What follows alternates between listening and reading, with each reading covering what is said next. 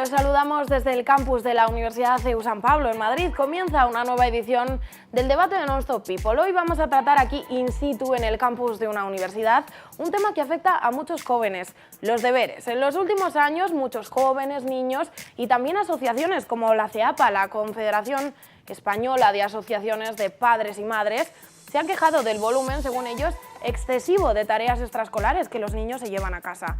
¿Pero son necesarios? ¿Deberían ser eliminados los debates del sistema educativo español? Comenzamos. Deberes sí o deberes no. Hay opiniones para todos los gustos. Las tareas del colegio ocupan buena parte del tiempo de los niños fuera de las aulas. ¿Pero son demasiados? Profesores, padres y alumnos alimentan la polémica que ha llegado hasta el Congreso de los Diputados. Y también a las casas. Este vídeo, realizado por una madre que denuncia el exceso de tareas para los pequeños, ha alcanzado los más de 1,5 millones de visitas. Tiempo para tu familia. Los datos no acompañan. Los niños españoles figuran entre los que más horas dedican a hacer deberes, una media de 6 a la semana. Sin embargo, su rendimiento escolar y el número de fracasos escolares se dispara cada año. Tierra, Marte. Y esto es el Sol. ¿Son necesarias estas tareas? ¿Deberían ser eliminadas? Ahora no. Bueno, este es el tema que vamos a tratar hoy aquí en la Universidad CEU San Pablo de Madrid y para ello me acompañan los siguientes alumnos. De este lado está Borja Martínez, que tiene 21 años y es estudiante de Comunicación Digital y Periodismo. ¿Qué tal, Eva? Pues deberes sí, pero con moderación. Breve pero conciso. Al otro lado de la mesa está Elena Ramos, que tiene 21 años y es estudiante de Comunicación Audiovisual y Periodismo Internacional. Buenas, Eva. Yo creo que una solución a este problema sería incentivar la motivación en los niños y, sobre todo, reducir la cantidad de deberes. Volvemos a este lado para saludar a Marina Álvarez, que tiene 21 años y es estudiante de Derecho y Periodismo. ¿Qué tal, Eva? Pues yo creo que deberes sí, pero menos cantidad y más personalizados. Y cierra la mesa de hoy Jesús Amador, que tiene 28 años y es estudiante de Comunicación Audiovisual y Periodismo y además maestro de Educación Especial. ¿Qué tal, Eva? Pues pienso que deberes siempre, pero ajustados a las posibilidades de cada niño. Estos son nuestros titulares de partida de este debate, pero antes, eso sí, vamos a comentar un dato, cuanto menos alarmante. El sistema educativo español es el que cuenta con más horas lectivas y además uno de los que más deberes manda. Son los datos de la Unión Europea. Vosotros, en vuestro caso personal, ¿os habéis sentido alguna vez agobiados o que no podíais con esa cantidad de deberes en la etapa escolar? Yo sí, había veces que no podías ir a estas actividades extraescolares que tenías, por ejemplo, fútbol, tenis, porque te veías obligado a hacer los deberes y a hacer las tareas que te mandaban. Entonces acababas a las 8 y ya no tenías tiempo para hacer a lo mejor lo que tú quieres. Además, el problema es que era tal la cantidad de deberes que tenías por tantas asignaturas que es que ni siquiera en ese mismo día que tenías podías terminar de hacer todas las actividades que tenías que hacer. Yo recuerdo especialmente el caso de segundo de bachillerato. El año de la selectividad era un año con muchísima carga de deberes. 3 horas o 4 diarias, te duchabas y te ibas para la cama, no te daba tiempo a nada. Yo pienso que la presión se va notando cada vez que vas aumentando de ciclo, sobre todo en bachillerato. Pero también es verdad que hay una mala gestión por parte del profesorado con el tema de deberes y por parte del alumnado. O sea, en mi caso, por ejemplo, se estudiaba muchísimo antes cuando se iba acercando la época de parciales o globales. No sabemos organizarnos. Pero es una cuestión, creéis vosotros, ¿no?, de la carga que hay a la hora de hacer tareas extraescolares, o es más bien una cuestión del sistema educativo, que por ejemplo los horarios de los colegios son excesivos, demasiado amplios, que se deberían distribuir mejor. ¿Qué opináis? Yo creo que son excesivos y además somos uno de los países con más horas de clase, luego con más horas de deberes, y es que esto además no da buenos rendimientos. Está el caso de Finlandia, que sabemos que es uno de los países con menos cantidad de deberes, sin embargo, los que mejor rendimiento tienen luego. Bueno, lo veíamos en el vídeo, hasta 6 horas de media dedica un niño español a hacer sus deberes. Hablabais de bachiller en este caso, pero también en la primaria hemos encontrado esas quejas. ¿Recordáis esa etapa escolar como demasiado dura?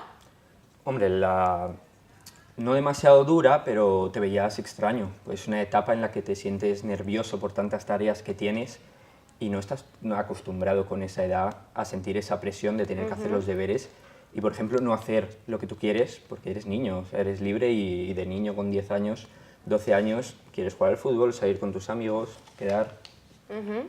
Se exige demasiado a los niños, yo pienso que se exige demasiado a los niños y al final esto da lugar a que tengan estrés.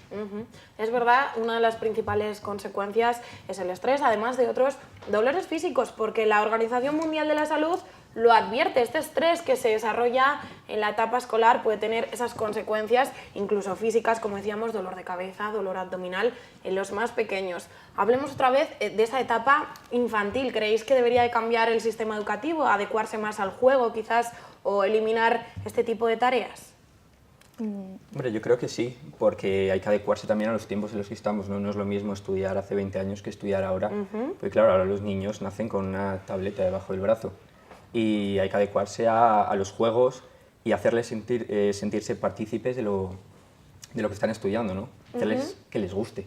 Vamos a volver a llevarlo al margen más personal y os quiero hacer una pregunta. Por ejemplo, si alguna vez no habéis llegado a tiempo a entregar una tarea o por una cuestión de organización o lo que fuere, ¿os habéis sentido mal? ¿Eso os ha generado ese tipo de estrés que hablan los expertos?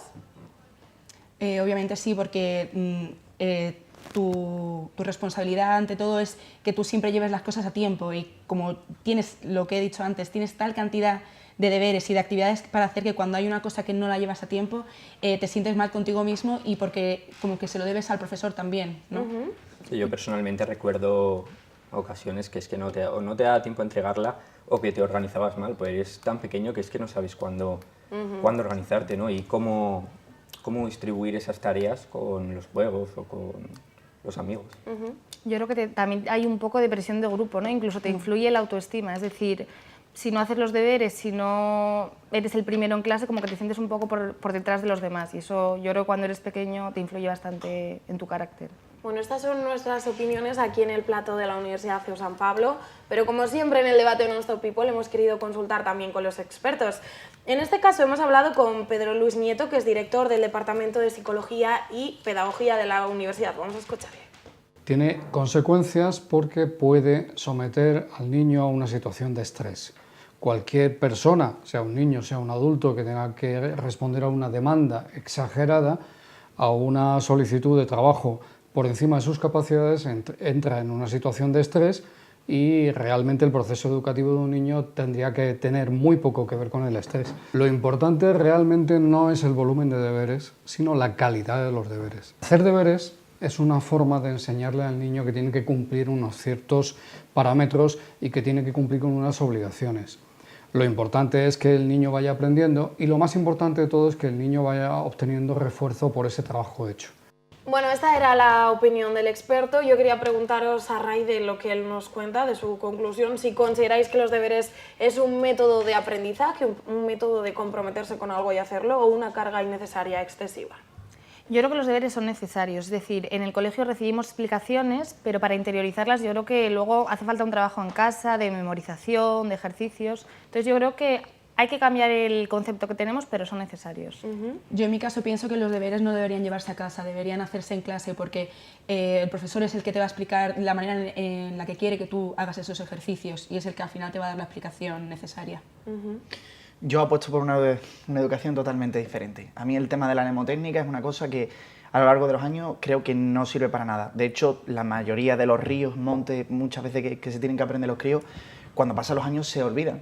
Porque la memoria es una cosa que si no está bien interiorizada y se hace de otra manera, no tiene sentido. Bueno, ¿vosotros recordáis los conocimientos que adquiristeis en el colegio? Por ejemplo, ¿es un sistema efectivo los deberes en la etapa escolar? No, la verdad que no, es que memorizas sin saber realmente lo que estás memorizando. O sea, es algo ineficaz que a la larga no te va a servir de nada. Y perder ese tiempo o intentando memorizar algo que no te va a servir, realmente es mejor mandar deberes o hacer deberes en la escuela con el profesor que te ayude, porque luego llegas a casa y te mandan unas tareas que es que a lo mejor tú no sabes hacerlas y no tienes esa ayuda que te permita hacerlas, y claro. ¿Disminuir esa carga sería una posible solución o tendría que cambiar un poco el sistema, como decía nuestro compañero? Yo creo que debería cambiar un poco. O sea, yo creo que el sistema español tiene muchas carencias y lo hablábamos antes. Yo creo que falta potenciar un poco la creatividad. También, bueno, tenemos carencias en idiomas, no sabemos expresarnos en público muchas veces y eso en la universidad luego se nota y te sientes un poco por detrás de otros países.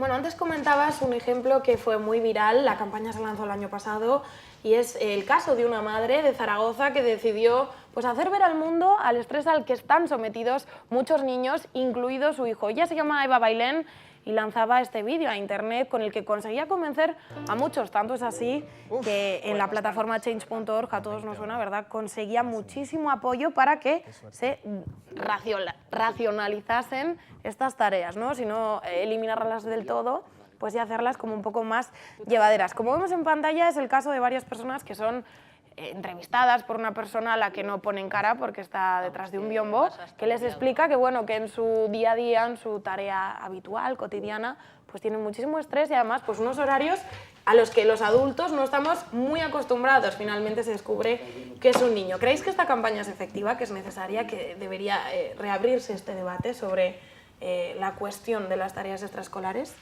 A mí me parece muy impactante, la verdad que cuando la vi como que me marcó un antes y un después y realmente sí te lleva a reflexionar, ¿no?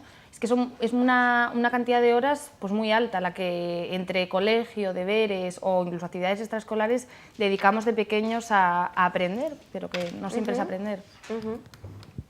Yo pienso que muchas veces los adultos, sobre todo ya los padres, no se dan cuenta de que cuando van cargando el horario del niño con tantas actividades, lo que habíamos dicho antes también, que crea un estrés para el niño y al final no tienen infancia prácticamente.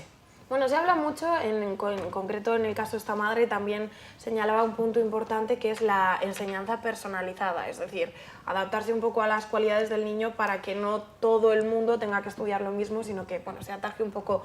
¿Consideráis esto una alternativa positiva o es al final una pérdida de determinados aspectos que los niños han de aprender? Yo lo veo positivo porque no todos somos iguales y no todo el mundo en clase tiene el mismo conocimiento, por ejemplo, en matemáticas que otros. Entonces, no veo lógico que se tenga que hacer los mismos deberes que hace otro alumno, pues realmente no estás aprendiendo de esa manera. O sea, creo que se tiene que centrar un poquito más en ti mismo, personalizarlo y de esa manera ir subiendo poco a poco hasta llegar a un mismo nivel. Mira, yo creo que el principal problema es que en el gobierno de España, desde el año 70 hasta ahora, cada vez que ha habido, bueno, empezó la EGB, luego la LOCSE y ha ido cambiando. Cada 2 años, cada 4 años, cada vez que ha habido un gobierno, se ha cambiado el sistema legislativo con respecto a la educación. Entonces, si cambia el tema educativo cada año, cambian las competencias y hay niños que tienen que superar un reto diferente. Entonces, otro problema una de las opciones buenas que tiene el sistema es que todos los niños tienen que ser tratados de una manera diferente, porque hay unas necesidades educativas especiales para unos y para otros. Entonces el tutor en este caso es el capitán, que está en el aula y tiene que ver que cada alumno tiene un CI diferente. En este caso el CI sesga muchísimo, pero está el intelectual para coeficiente intelectual, ¿de acuerdo? Entonces cada niño tiene unas capacidades y según esas capacidades tiene que haber deberes adaptados, exámenes incluso diferentes y se va haciendo todo por competencias curriculares, ¿no? ¿Cómo funciona ahora? Antes de seguir hablando de este tema, quiero que veamos qué opinan los internautas, porque en Twitter hemos preguntado si deberían los niños no tener deberes en su etapa escolar. Bueno, el 30% dice que sí, que no deberían tener deberes en su etapa escolar, frente al 70% que opina que no. No sé si estáis de acuerdo con las personas que han participado en la encuesta, si consideráis que definitivamente no es una cuestión de adaptarse, sino que deberían desaparecer literalmente de las aulas. ¿Qué opináis? Bueno, yo ya he contestado antes, a mí me parece que no deberían desaparecer porque me parecen una forma de llevarse el conocimiento que vamos adquiriendo en clase un poco a las casas, que es una manera de interiorizarlo, pero me parece un poco lo que decía nuestro compañero, que deberían personalizarse porque cada niño es un mundo y cada niño tiene unas necesidades y sobre todo adecuarse un poco a la edad. No es lo mismo un niño de primaria que un niño de la ESO de bachiller. A raíz de lo que decía Jesús Amador de la enseñanza personalizada, ¿vosotros consideráis que el someter pues, a una aula a todo el tipo de niños que haya dentro de esa aula, de un colegio, a las mismas pruebas, supone generar no solo complejos, sino también competitividad entre los alumnos? Sí, totalmente. Yo además tengo un caso personal yo doy clases particulares a niños y ellos me cuentan también sus experiencias a la hora de dar clase, a la hora de tener exámenes y sí que es verdad que aparece la comparación y la competencia entre los niños desde muy pequeños, sí, y es un problema porque siempre se van a exigir más y todo esto luego influye mucho. Yo pienso que sí que genera competitividad. Yo misma recuerdo los últimos años del colegio, bueno, sobre todo por las notas tan altas que hay en España para entrar en algunas carreras. Eso yo creo que te afecta incluso a la autoestima, al exigirte más a ti mismo, y es bastante frustrante, sobre todo en años... Exactamente, sobre todo cada curso que pasa, pues mayor competitividad ves en las clases, pero es lógico, también hay que cambiar el sistema educativo, hay que cambiar la forma de dar clases, de poner unos deberes determinados a cada persona, y es así, hay que cambiar y para hacerlo más fácil también de cara al alumnado. Bueno, en SICST existen las iniciativas que ya están cambiando este factor, hay escuelas que han personalizado su enseñanza y nuevos métodos que se están proponiendo ahora mismo pues, a los padres y a los alumnos para buscar una solución a este problema. Nosotros hemos vuelto a consultar con el experto, con Pedro Luis Nieto, sobre cuál sería la manera más positiva de que estos niños afronten los deberes de una manera óptima. Vamos a escucharle. Si esos deberes están bien enfocados para el aprendizaje del niño, no será tan importante. Por ejemplo, si está el niño aprendiendo ciencias de la naturaleza y le mandamos un trabajo que supone muchos deberes, que es hacer una colección de plantas muy grande, puede que sea mucho trabajo, pero al niño le gusta y está aprendiendo mucho sobre ciencias de la naturaleza. Sin embargo, le podemos mandar unos deberes menos exigentes, más cortos, pero que no tengan realmente nada que ver con el contenido y que no le sirvan para nada. Si es como en el sistema educativo de hace 50 años, tendrán bastante más memoria que nosotros, porque los deberes se basaban en muchos casos solamente en la repetición memorística.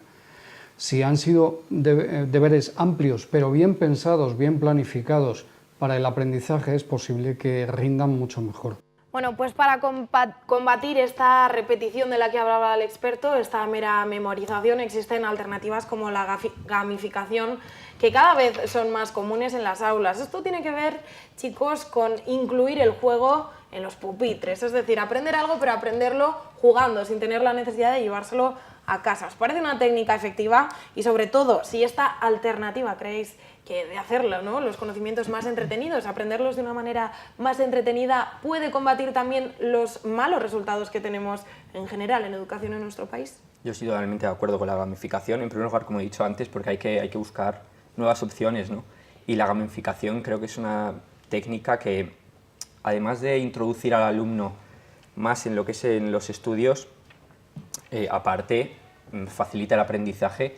Y es lo que decía antes, hay que incorporarnos a los nuevos tiempos y buscar nuevas técnicas. Entonces los nuevos tiempos lo que hace es introducir nuevas tecnologías y nuevos juegos. Yo creo que la gamificación lo que busca sobre todo es la motivación de los niños, ¿no? Que se sientan incluidos en todas esas actividades y que tengan ganas de participar y sobre todo lo más importante, de aprender, que es lo más... Pongámonos en el caso opuesto para aquel que lo esté pensando, darle voz. Es decir, puede ser que implementando estos juegos en las tareas haga que el niño se tome los deberes como algo sin importancia. Yo lo veo como un arma de doble filo. O sea, está muy bien en los primeros años que haga la gamificación en los centros escolares, puede ayudar a lo mejor al niño a incluirse cuando es pequeño y demás, pero a medida que el crío se va haciendo un poco más grande, hablamos ya de adolescencia, el tema de la gamificación hay que ir restándolo progresivamente. No puede llegar a la universidad jugando. O sea, exactamente, yo creo que es un tema más de incorporar al alumno a lo que va a ver a continuación, en años posteriores. Pues es lógico que en bachillerato pues estudie de memoria, porque es lo que vas a hacer en selectividad, ¿no? Te estás preparando para unos estudios. Una adaptación progresiva del sistema educativo también de la manera que tenemos de aprender. Pues que sepáis, que seguro que lo habéis oído ya, que nuestro país está innovando también de cara a las universidades, sobre todo a los grados universitarios. ¿Conocéis los grados abiertos? Este vídeo nos resume qué son. La vocación a veces tarda en encontrarse. Para evitar que los alumnos sientan que han perdido un año de su vida estudiando algo que no les gusta, se han creado los grados abiertos. Con total libertad, los jóvenes podrán elegir entre los temarios de cualquier carrera que imparta la facultad. Por ejemplo, una asignatura de Derecho, otra de Turismo, junto a una de Periodismo y otra de Economía. El programa es abierto y cada alumno lo conforma a su manera. Probar, aprender, aumentar los conocimientos, adquirir una cultura más amplia y, sobre todo, descubrir qué materias le entusiasman más. Son algunas de las ventajas de estos nuevos grados. Este tipo de carreras abiertas son una iniciativa que lleva tiempo instalada en países como Alemania, Reino Unido y Estados Unidos.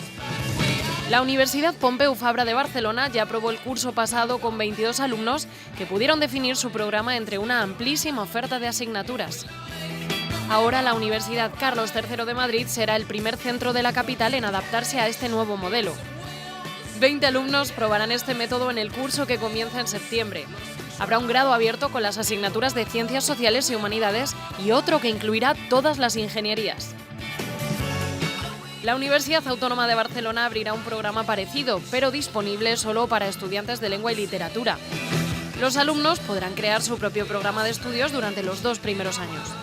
A partir del tercer curso, el alumno deberá haber encontrado las respuestas que conciernen a su futuro.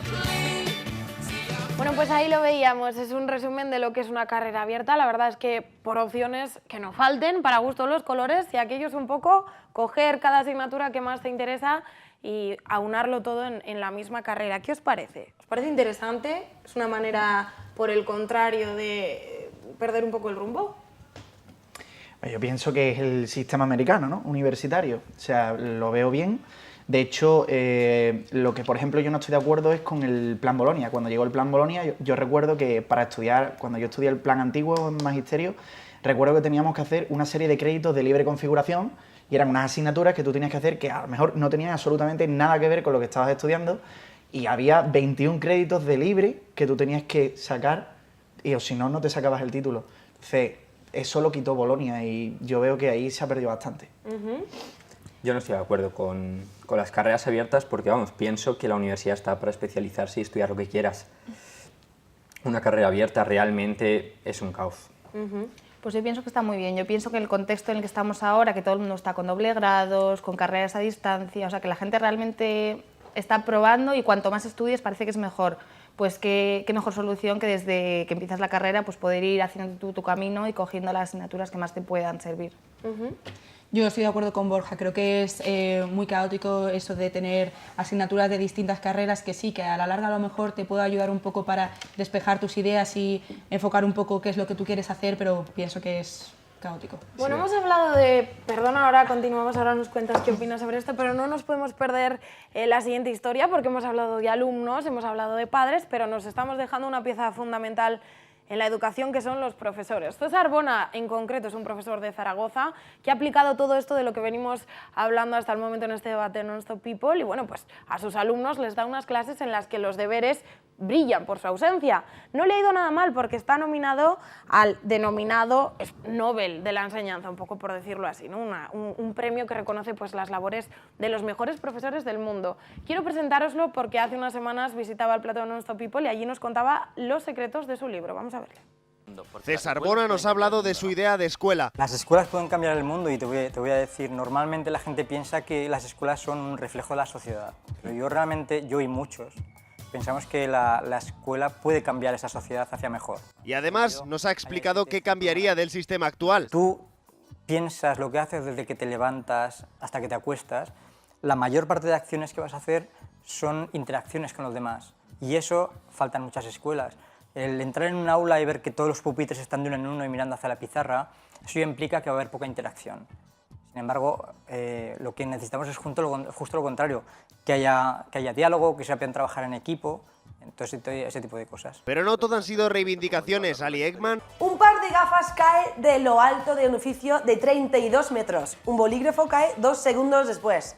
Dibujo un dinosaurio con gafas sujetando a un boli. Reconvertida en profesora le ha hecho dibujar. ¿Qué tiene que ver las gafas cayendo de un edificio? Yo soy la profesora, muchas gracias. ¿Perdón? Y César, al más estilo colegial, nos ha dibujado un pequeño dinosaurio. Sujetando con la boca que me encanta porque no puedes sujetarlo con las patas. Bueno, pues César es uno de los candidatos al Global Teacher Prize, que es, como decíamos, uno de los mejores reconocimientos en la labor educativa de los profesores. Yo no sé si estáis de acuerdo con su método de enseñanza, si consideráis que debería, pues eso, este ejemplo, inducir a más profesores para que sigan sus propias técnicas o le den una vuelta a las aulas. Yo estoy totalmente de acuerdo. Como decía antes, hay que buscar nuevas opciones y él ha encontrado. Él ha innovado y mira, lo está al final encontrando en sus alumnos que se sienten mejor al fin y al cabo. Yo creo que lo que has dicho tú también, que todos los profesores igual deberían buscar su manera propia de enseñar a los niños, ¿no? Y aplicar nuevas actividades para que la motivación, lo más importante. Él hablaba, antes de escucharte, de unos valores positivos, de dejar de lado un poco la teoría y educar a los niños en otros factores que, aunque por supuesto en la escuela de hoy también se tratan, pues potenciarlos, ¿no? Decía, pues la expresión, la manera en la que tenemos de expresarnos en las aulas, incluso el compañerismo. No sé si os parece que es un giro positivo de la enseñanza. Bastante positivo, pues sobre todo por el tema cívico, ¿no? Ahora se le están enseñando más a los chicos la parte social, así que si se innova en este sistema educativo y está mejorando esos aspectos, por mí genial. Yo creo que tenemos que invertir en los colegios en enfrentarnos a saber solucionar problemas reales, y a mí me ha gustado mucho este profesor, por ejemplo, el tema de los idiomas, que es, como comentaba antes, una carencia importante en el sistema español. Pues él se ha dado cuenta un poco de que los alumnos saben hacer condicionales en inglés, pero no saben pedir el pan. Entonces él recrea pues una situación en un supermercado inglés en el que una persona hace de cajero, la otra persona lo pide, y un poco para que los niños se vayan soltando. Y me parece muy bien para aprender inglés. Bueno, nos quedamos sin tiempo. Os voy a pedir rapidísimamente un titular de cierres, y después de toda esta conversación, de este debate, habéis cambiado de opinión. Vamos a empezar de este lado. Borja Martínez. Yo no he cambiado de opinión. Creo que tiene que haber deberes con moderación, como he dicho antes, y con algún cambio que otro, algún juego, como hemos visto en gamificación, o alguna nueva técnica. Elena. Yo me mantengo en mi postura, pero sí que pienso que profesores, padres y alumnos deberían trabajar en conjunto para que se consiga este cambio. Muchas gracias, Elena Ramos. Marina Álvarez, te escuchamos. Yo también he cambiado de opinión y me parece que hay que apostar por la creatividad y por personalizar mucho todo el tema, toda la educación española. ¿Y Jesús Amador, eres el último en hablar? Pues Eva, yo lo que pienso es que tiene que haber una educación que esté adaptada al niño y no al contrario. Bueno, pues con estos titulares nos despedimos. Muchas gracias a la mesa del debate Non Stop People de hoy, también a vosotros, a los que estáis al otro lado. Os recordamos que la semana que viene os saludaremos desde el campus de otra universidad española, y hasta entonces que la información no para aquí en Non Stop People.